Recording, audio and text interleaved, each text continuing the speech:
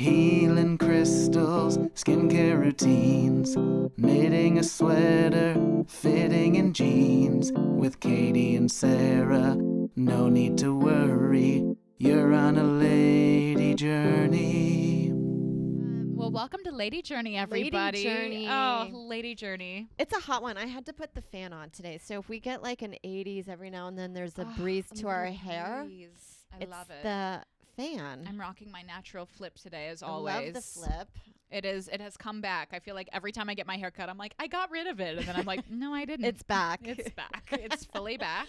My hair is back, yes. What's our, oh my gosh, I'm so excited about these topics. This is going to be Yes. great. You start, because I want to hear you talk about, everyone knows that you were just in a film. I was in a film. It's Which, really... may I say that I was in it also? But Katie was in it. I was cut. And you know what? Joe regrets that your part was cut.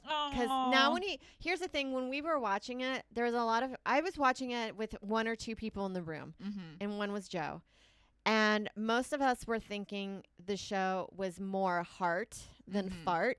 But when we were in the theater, because it was so character driven, things were a lot funnier, which was great because it was relatable. That we realized we probably, or not we, because I have nothing to do with the creative process. I just want to clarify that. Yeah. That Joe realized he would probably wanted to put more funnier stuff in there, and one was yours. Yeah. Yes. That makes me feel better. Yes. Vindicated. Well, I was in the credits at least. Well, I have to tell you, when there was viewings of it before it was released, most of the New York stuff was cut. Yeah. And because the note was get them to the house. Yes. So there's the movie 4th of July. I think by the time this comes out, hopefully it might be streaming, but it could be still in theaters, and it's doing really well. And I had a small part in it that directed the film into the plot point. Yes. Yes. And your character was gorgeous, and your acting was fantastic. I thought it was very a different version of you that I've ever seen before, because I was kind of like, I don't know what I was expecting. I wasn't either, but I had to be vulnerable. Yeah. And share a thing that's also kind of in our world. I think a lot of couples relate to No it. spoilers. No spoilers. But I did get fortunate on the day of the shoot, and I don't know. I knew I had to do an emotional scene. Yeah. And I had a thing, if I see a loved one in pain, it makes me sad. And so I was basically just reacting off of that. Yeah. Yes. That's great. I also think I'm always kind of on the verge of tears if I start going into talking about stuff. Like, if you ask me what's going in my life, or you pick up on something, I will start bawling. Yeah, because you just get that vulnerability of being fully seen by somebody and like something that's painful. I feel the same way, where I'm like, you noticed. You noticed. Joe will be like, why are your eyes watering? And you're just like, something was said and made me go into a memory. Yeah, like triggered. Been there. So it was triggering. Yeah. Yeah, but in a good way. Your performance was so fantastic. And I of course went to the premiere. Yes. And you had an excellent outfit. Thank you. You did jeans, oversized white tee, black blazer, and black strappy sandals, and I was loving it. I was like, I'm so here for your outfit. I went basic. It was basic, but it was chic. It was very Thank understated. you. Well, my inspiration, I'm glad that you did notice. Yeah. Because I did try to put in some thought. I was like on a budget, so I went to J. Crew. J. Crew's been kicking ass lately. Their new creative director has a lot of great stuff. They're so overpriced, but all their stuff goes on sale. Yeah. So and their stuff lasts forever. I will say that. It's well made. Yes, it's good stuff. So I bought some shirts there, and I knew I had jeans, and then I remember strappy sandals, and I just went on what I like in the blogs. And then the creative director has been rocking, and we will get to this in a later episode, but bracelets or jewelry that I liked, so I copied her look. Love it. I was inspired by her. I think her name's Olympia Gayo. I want to start following her, because I feel like I definitely need some new outfit inspirations. Yes. And also so I bought a bracelet that was on sale there that I rocked. And then, I just put into pieces that I thought were like in the J. Crew world and also because I was another lady journey. I was packing for several kinds of trips. I went for the premiere, and then we went straight to Montana for like summer vacation. So I had to make sure the stuff that I wore that night I could wear. Yeah, versatile. With shorts. Yes. I love it. You had to put thought into it. But yes, the premiere was great. And then this goes into the thing of like, my journey is lowering your expectations because, boy, you can get really into your fantasy world, like thinking that people, in your mind, you're thinking, it's going to be like A Star is Born. Yes. I get off stage and there's managers and agents that are just like, we got to do lunch, babe. Yeah. Yes. We're going to make you a star, kid. You're like, when does that happen? I've been in this business for 20 years. I'm just speaking, maybe it's happened to other people. Yes. But in the movies, you go into that world like you're just going to be like, here's my business card, like people. And you're like, I got to get on the van. Yeah. Excuse me. Nothing happens. Yeah. You just enjoy the moment. But I'm saying lower your expectations. And this is really what I say to myself. You do what you want to do. But it really helps me to be like, nothing will happen from this. Nothing's going to happen. And I will go on to the next project. Yes. And now I have something I can put in my reel. And maybe something will happen, but it's never in that moment. And it is so it's so intoxicating to delude yourself in that possibility, that moment of possibility. And I get that sometimes when I do like big auditions where I'm like, just go on a full mind journey of fantasizing like this is the role that catapults me.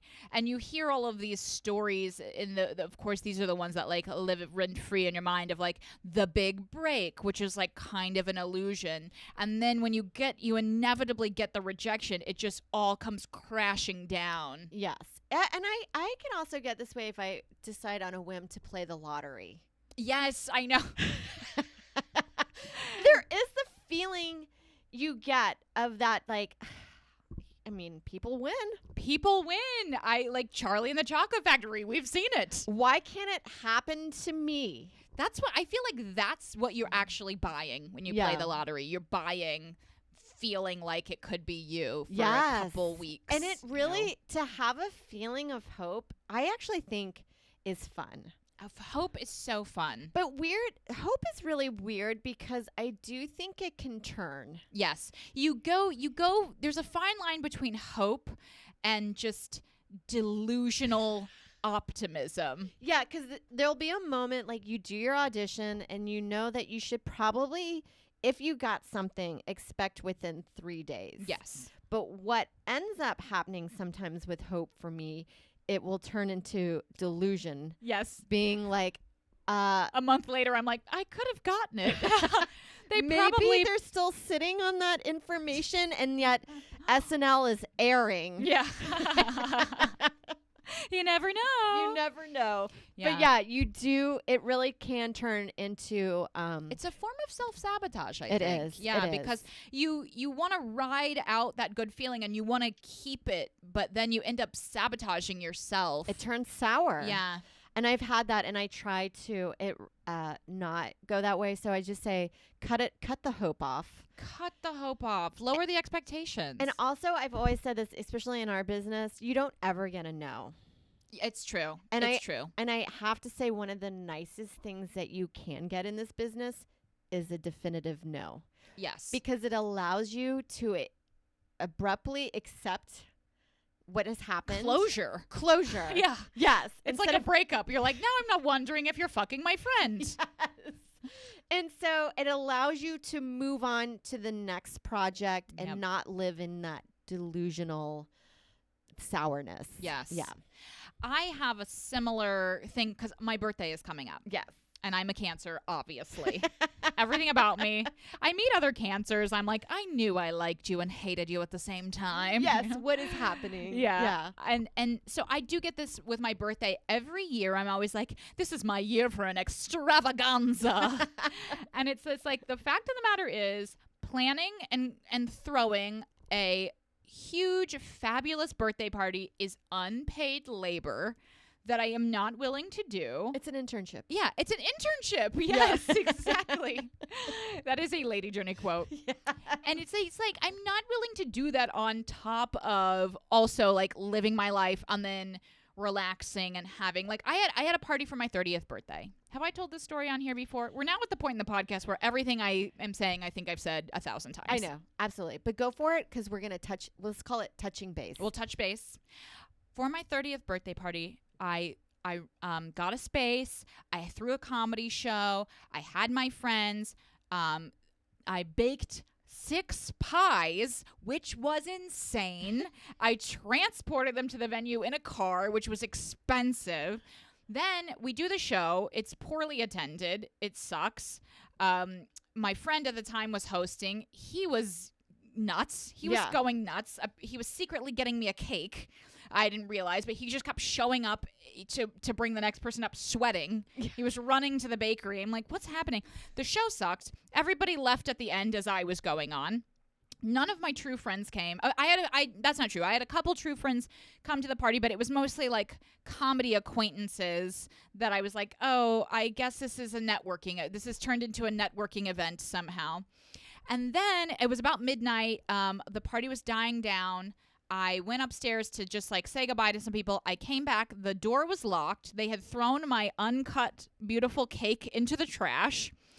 And that was how my 30th birthday ended. And I just took the train home and I was just kind of just softly crying. I have always thought most birthdays and any event that you put high expectations on always goes sour. Something happens. Yeah, you put too much time and effort into it, and that's why I just feel like for now on, like maybe when I turn 40, I'll have a party, but like just dinner. Yeah, dinner is the way to go. Not planning a thing with friends, not doing a trip, not even really doing a whole day. Just like a birthday dinner. If you can come, that's great. But if you can't, don't worry about it. Forget it. Forget it. Yeah. I've also been into the mindset, like I would do shit like that. And then as the years progress, you realize you've spent hundreds of dollars. Yes. Yeah. Nobody really appreciates it. So now I'm like, we're getting a fucking pizza. Maybe I'll make a salad and then I'll buy candy and that's your dessert. That's your dessert. I'm not baking a full cake. Yeah. Birthdays are such an emotional day too. I think especially for women because you have this fantasy, this like fiction of like this is a day where like everything's gonna go perfect and I'm gonna have a great day and it's gonna be about me and people are gonna celebrate me. And you used to get like all those Facebook posts when before it was like off-putting to be on Facebook.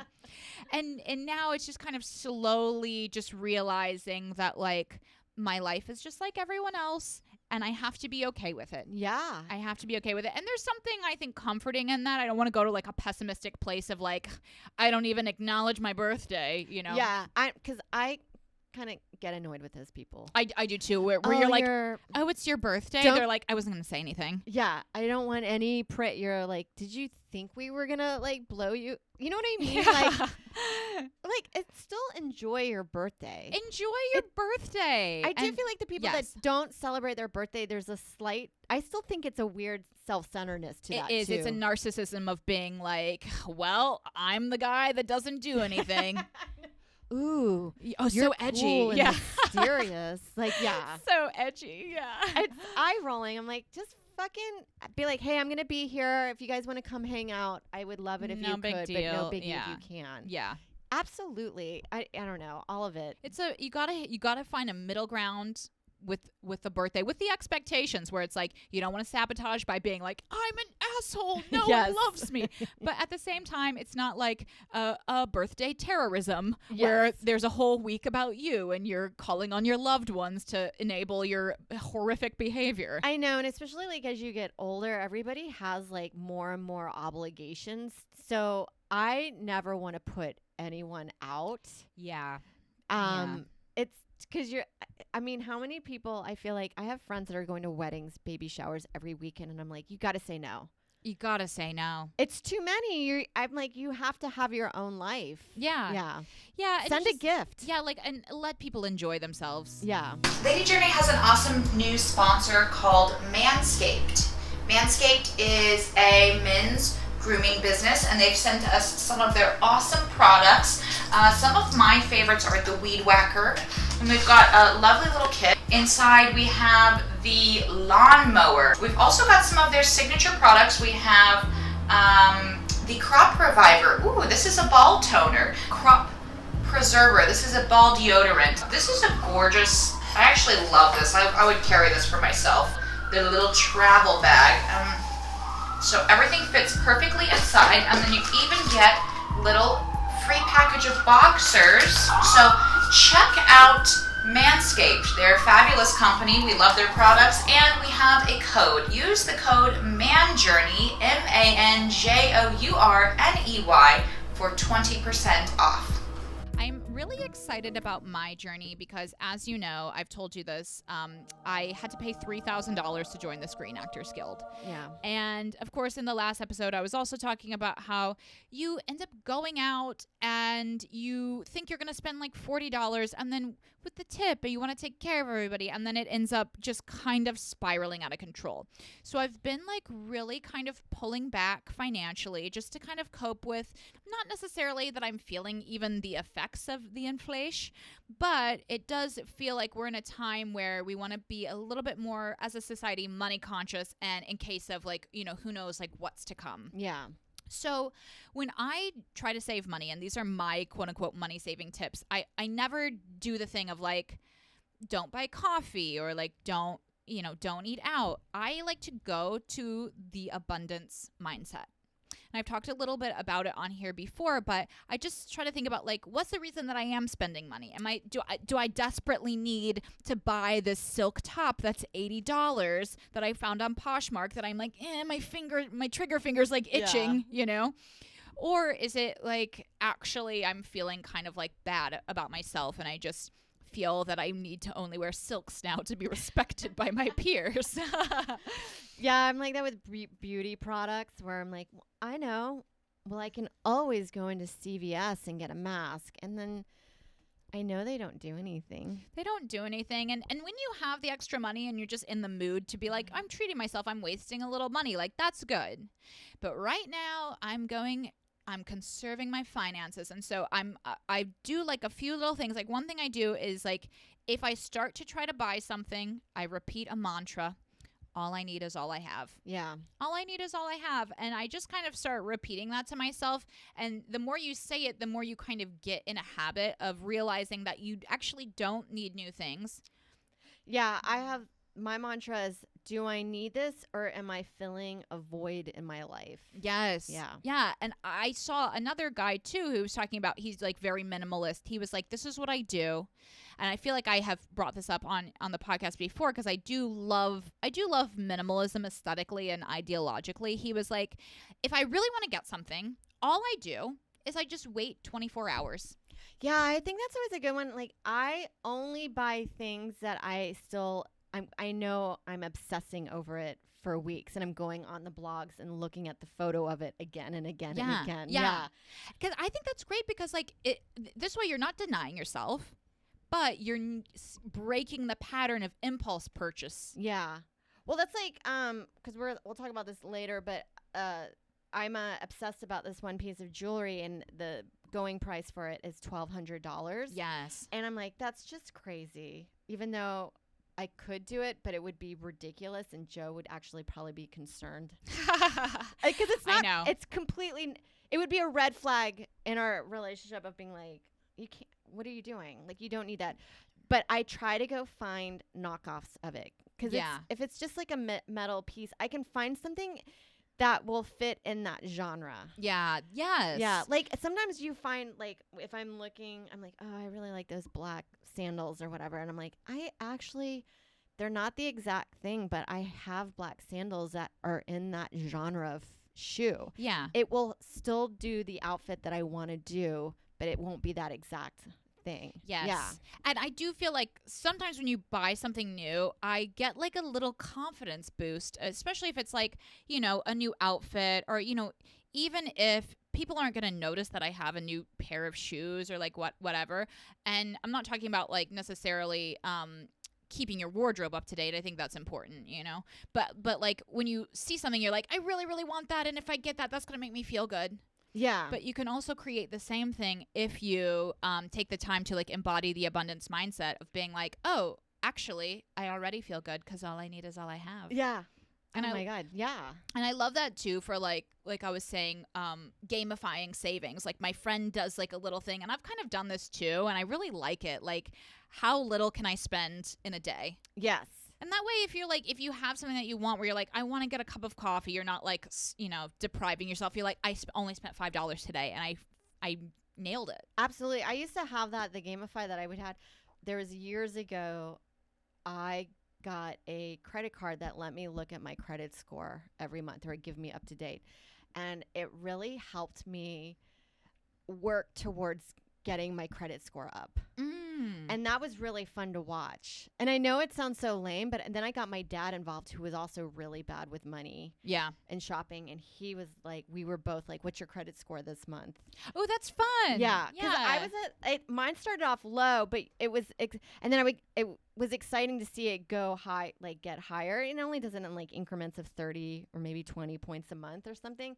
But I would get bummed if I got, sometimes you just forget and do a late payment. But yeah. That would be my Gamify. And then when I just recently did True Bill, an app, and that one lets you know your spending is exceeding your income. Oh, I didn't know that they did that on that app. Yeah. See, that's those are gamifies for me. Yeah, it's so hard to be like sitting down and like writing out a budget, and I've never been able to do it. No. But I can be like, ooh, instead of, I mean, we're in New York City, so like grocery bills can be expensive, but I'll be like, I went to this great fruit cart that I love, and instead of getting, you know, going to the more expensive grocery store, I just made do with what I had. Yeah. And I spent $80 instead of $100 on the grocery this month. And I actually didn't notice, and I didn't feel like deprived of food. No. I wasn't just like dipping into the grocery store and like, sometimes I do this, like I'll go into Whole Foods as it's closing, and it's just like supermarket sweep where I'm like, dates, chocolate. I'm just like operating from like a fear mindset of like not having enough. And it's like, I think I have enough food. Yeah. My entire kitchen is like stocked. Like I'm good. I know there are times like when I'm like, I don't have anything to eat, and we're like, no, I actually can make something. I have rice, and I have some tomatoes, and I have onions. Yes. And like you're like, I can make a meal out of this. Or sometimes if I just have cheese and tortillas, I'm like, quesadillas. And that's what the abundance mindset is all about, where it's like you have, not only do you have enough, you have so much, like your cup is overflowing. Yeah, you have more than you think you have. I always joked about that years ago. We were talking about, I was at an apartment or a house that I share with 3 other people, and we were just like getting it ready to move in and painting it, and we were like talking about being poor, and I'm like, yeah, but you do realize that we have like a TV in each room. Yeah. Like it's so crazy where you're like, you're not that well off, or like you're doing financially well if you have 3 TVs. You have 3 TVs. You have a toilet. Yeah. Well, my favorite quote of RuPaul. I love RuPaul quotes. You really RuPaul. should. He's a guru. It's absolutely, and he has a great book, and I forget what it's called, but it's just read it in an hour. Yeah. And the quote was, "Your health is your wealth." And it truly is. It truly is. And I feel like nothing makes me feel better. Like you could be wearing, it's like we talked about this a little bit in the last couple episodes ago, where it's like, you know, you're 22, you're wearing a sack. Yeah. You look amazing, you know? And it's the same with like, you know, you feel good and allow your good feeling and your gratitude for your health to just make you feel like, I mean, if you're sick, that's $100,000 down the drain. You're already up $100,000. You can't do anything. I remember saying that, like, I always felt safe knowing that I am in good health. That's why I'm a very big proponent of like staying healthy, like eating well and not overindulging and stuff, because if you're healthy, you can always make money. And I know it sounds maybe ignorant and maybe privileged. It depends on where you live, but like you can always wait tables and get some cash. Like, you can find little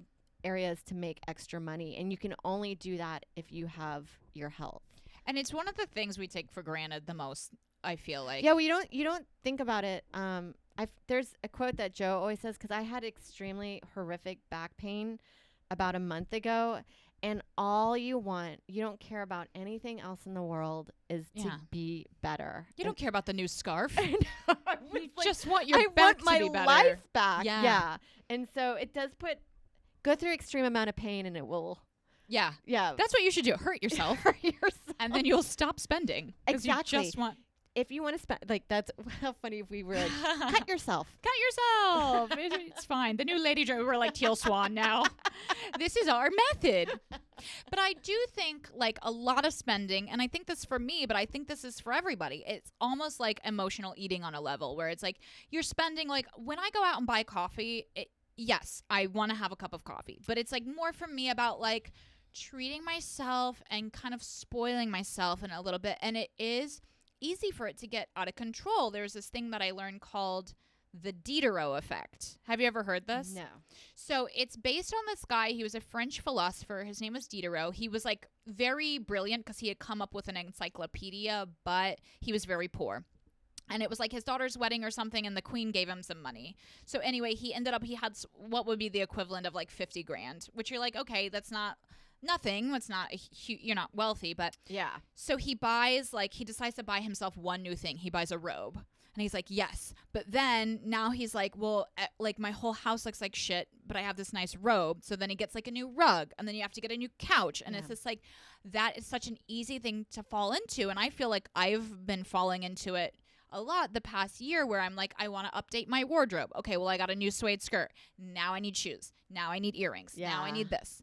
Or more money, more problems. More money, more problems. And that's, I think, what happens to people that win the lottery, where you win it and then you have no money like a year later because you just were like, well, I got a pool. Now I need to get the lawn chairs. I think about that too. Like, Jonah will go on vacation and you're like, we should, we want to have a home. But then I'm like, if we have get a home outside of here, it's furniture you have to buy for that home. And I'm like, that's an expense that we're not thinking of at this moment. You have to invest in a whole cottagecore lifestyle for your home upstate.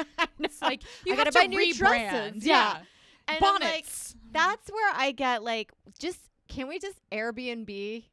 Yeah. I'm like, are we really going to a place? Are we even 3 hours? I always want to go up the Hudson Valley, which is a lot easier. I've never done it, really. Yeah, I did it once to Storm King Center or whatever art place. Storm King, yeah. It was a pain in the ass to get to. Yeah. It's not happening. I remember I went there too. I was like, this is hot, and all the art pieces are very far. You're like riding the trolley. You're like, where are we?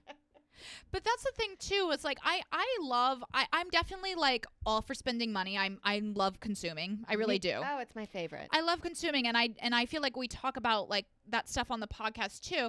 But it's like a reason for the season. Yeah. And right now I am going into like a more financially conservative time, and I'm doing it from a mindset of like, I love it. I love this for me. Oh, yeah. Well, it makes you feel better. And I have that aspect, too, of like, I don't do Grubhub that much anymore because it's so expensive. It spirals out of control. I think the last time we did it, we were like, did we spend $80 on a pizza and a salad? Yeah, where you're like, I could have just walked, because a lot of the time these places are a block away. They're right there. You can go pick it up and save yourself actually $30. Yeah. Yeah, saving money when you start, like, it's like anything, when you start to like develop the awareness of it, it can be like fun. Yeah. And so that's my journey that I'm on, and I hope that people feel inspired, especially as we're, the gas is like going through the roof, and there's a lot of fearful news about like inflation, and like the tips for surviving inflation are like, make sure you have a savings. It's like, what Who is has this? that? And also a savings doesn't do shit. It doesn't. It's depreciating. That's what it's doing. I have a whole rant. It's so depressing. I'm like, the interest rate on it is like embarrassing. Yeah, it's goofy. It's goofy. So hopefully you guys all enjoy your summer, having a light summer. I think a summer is a fun time to do free things too, because there's free things in the Walking. park. Going on a walk. I'm all about the hot girl walks this summer. And you know what I did recently?